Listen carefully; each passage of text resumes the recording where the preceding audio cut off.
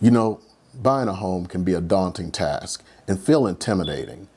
Stick around and I'm going to make sure that this process is even easier for you. If you haven't met me before, my name is Eric Hudson, and I'm here to be your guide to living in Las Vegas, from buying and selling homes to what it's like to eat, sleep, and live in the Las Vegas area. If you need to reach out, my information is below and in the info tab. You can always text, call, or email, and better yet, there's a calendar link below where you can reserve a little bit of my time. So the first thing you need to do is understand the process of buying a house. This can feel very overwhelming, especially if you've never done it before. Even for those who've bought a house before, you might be hard pressed to find someone who would tell you that they love the home buying process. One way to make it easier is by becoming familiar with the process and looking at the steps in the order that you're likely to face them. Taking it in smaller pieces can make it feel simple. Of course, the steps may vary based on your personal situation, but in general, here's what you can expect. You apply for the loan and submit the necessary documentation. Of course, you need to find a lender that you resonate with because you need to trust them implicitly. Your loan is created with your lender during the mortgage origination process. This is where the loan officer will review the documents you provide and figure out how much house you can afford. They do this by going through your income, credit score, and other debts that you may have. The amount they give you is the amount that will not overburden you. You may want a higher amount, and that higher amount could make you house rich but cash poor, and this can lead to problems down the road. Once you're under contract for your new home, an underwriter will review your submitted documents. They'll check for any risk based upon your financial history. Their job is to protect the lender. Remember, the lender is making a bet on you, and they want to make sure that the lender does not lose money. Your loan will be approved or denied, and in some cases, it may be contingent upon you meeting certain requirements. Finally, you'll close on the home. This final signing of the paperwork generally takes place at your lender's office, the title company, or in an attorney's office. Now here in Nevada, we're an escrow state, so your signing will take place at your title company's office. Next, don't forget to budget. Budgets are important in regular life, and this especially is true when it comes to making a big purchase such as a home. You may have already decided how much you can afford to spend on a home, but you might be surprised how other fees and costs during the process can really add up. These are also known as closing costs.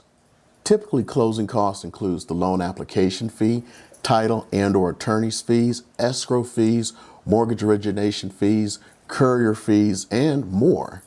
There's a little good news.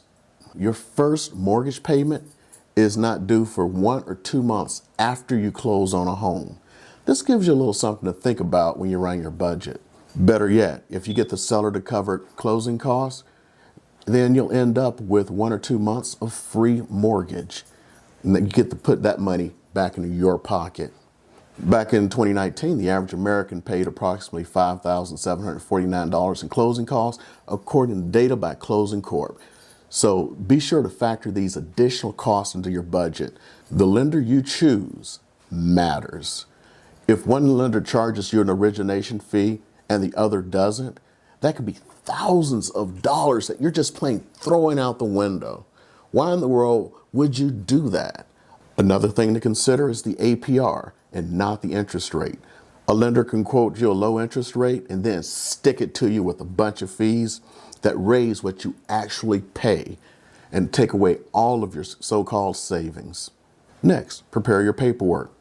What happens after you submit the loan application? This includes information on your finances, such as your bank statements, your pay stubs, proof of assets, and much more. You may also need to send a copy of your photo ID. In general, it can take quite a bit of time to track down all of those documents. And if you're in the military, you're kind of used to your PCS moves, and you may have all of these files already stored safely, and it's easy to access for you. No matter the situation, gathering all as early as possible and help you feel like less of a scramble when the time comes. And here's a pro tip for you. Don't pack all of your documents and your household goods. Carry them with you because stuff happens. It may even help to ensure you have all the necessary paperwork before you even submit your initial loan application. That way, you know you'll be ready. Most lenders will tell you what paperwork is needed well ahead of time. Your lender should be open to giving you everything up front. If someone is playing hide the information, the hairs on the back of your neck should stand up and serve as a warning. Also, if someone talks a bunch of gobbledygook and doesn't give you a straight answer, if you ask a question, they spend 5 minutes going all around the world, and you notice that they probably never answered your question, well, there's probably a reason for that. The truth is the truth, and that's all I have to say about that. Next, watch your credit score, and during the mortgage application, you'll want to ensure that your credit score is as high as you can get it. The better your credit score, the better interest rate you'll be eligible for. No one wants to be surprised by their finances. That means you'll want to make sure that you pay attention to your credit report, and you can request a free copy of your credit report from each of the 3 main credit bureaus, Equifax, Experian, and TransUnion, once per year. Now for the elephant in the room. Those companies out there with all those commercials about a free credit score, I'm going to be frank with you. Those scores can be worth about as much as you paid for them. How much were they? Free? So they can possibly be worth nothing. I can't remember how many times buyers have said to me that their credit was good because they checked it. And then when we got to the lender, their FICO score was in the 500s, not the mid 600s. And, they thought it was perfectly fine. The best thing you can do is talk to a lender that you can trust before you even think about looking at homes. If you notice errors or fraudulent charges on your credit report, be sure to get them cleared up as soon as you possibly can, especially before submitting your application for your loan. If you find errors on your credit report, don't let them know that you're buying a house.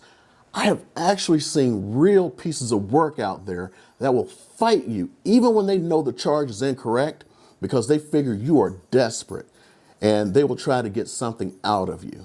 And the next piece of advice, make good financial decisions. Lenders will consider more than just your credit score when looking at your mortgage application. They'll also consider something called your debt-to-income ratio, or DTI. If your debt-to-income ratio is too high, you may not get approved for that mortgage. Doing your best to pay down debts before applying for your mortgage can help you feel more confident about getting approved. I can't stop with these pro tips, so here's another one. Before you start paying off your debts, speak to a lender and have them run your credit through a credit scoring module. The reason you want to do this is they'll tell you what debts to pay off first. Not all debts are equal. And sometimes you don't even need to pay off those debts. I have a quick story for you. I had a buyer who protested a charge on her credit report. The dispute actually lowered her credit score, and the lender told her to withdraw the dispute. She didn't want to have any of it because she said the debt wasn't hers. Well, reluctantly she did it. And guess what? Her score popped up, she closed on the home, and then she put the dispute back on the record. Imagine how much time she would have wasted just paying off debts. Try to avoid making any big purchases around the same time you're applying for a mortgage, whether it's a car, a boat, or something else. You want to make sure it doesn't impact your financial picture in the eyes of your lender or contribute to a higher DTI. If you need to buy a car, please check with your lender first. See how it's going to affect your loan. Next, be responsive to your lender. Open channels of communications between the two of you can make things go much more smoothly. It doesn't matter whether it's your partner, your best friend, or your mortgage lender. Here's one thing. You cannot hide anything from your lender. They will find out. Your lender is here to help facilitate your mortgage process, so be sure to respond in a timely manner if they contact you with requests for additional information or for supporting documents. The faster you respond, the faster you can close on a home. Remember, if you don't close on a home, they don't get paid. And trust me, they want to get paid. Having a good relationship with your lender can have you feel more confident during the home buying process. This is why you'll want to be sure to choose a lender that not only meets your financial needs, but also will help you through everything. I want to help you through everything as well. And if you need to reach out to me, please text, call, or email, or better yet, get on my calendars down below. And if I've given you just a little bit of value today, please consider supporting me for my hard work and continuing to put out these videos and subscribing if you haven't already.